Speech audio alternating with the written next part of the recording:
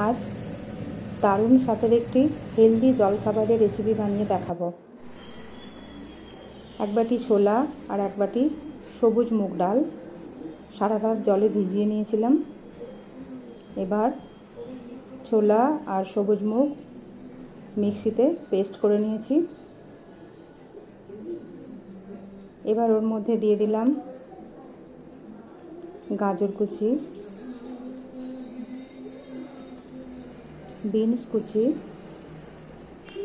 Capsicum কুচি, পেঁয়াজ কুচি, কাঁচা লঙ্কা কুচি,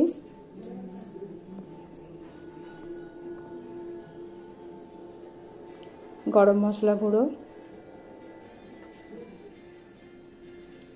ভাজা জিরের গুঁড়ো, গোলমরিচ গুঁড়ো,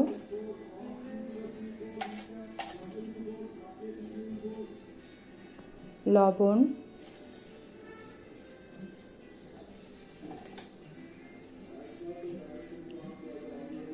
আর অল্প একটু টক দই।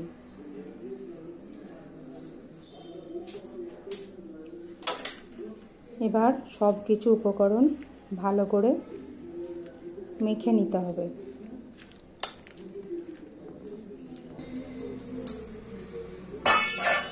মাখাটা যেন খুব নরম হয় সেদিকে একটু লক্ষ্য রাখবেন। একটু শক্ত শক্ত হবে।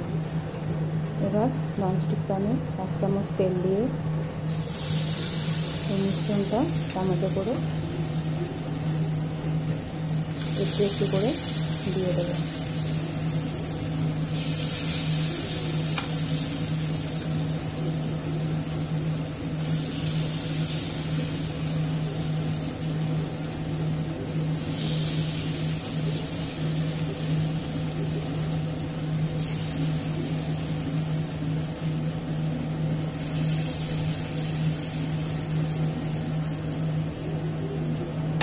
এবার ঢাকনা বন্ধ করে গ্যাসটা লোতে দিয়ে 2 মিনিট অপেক্ষা করব।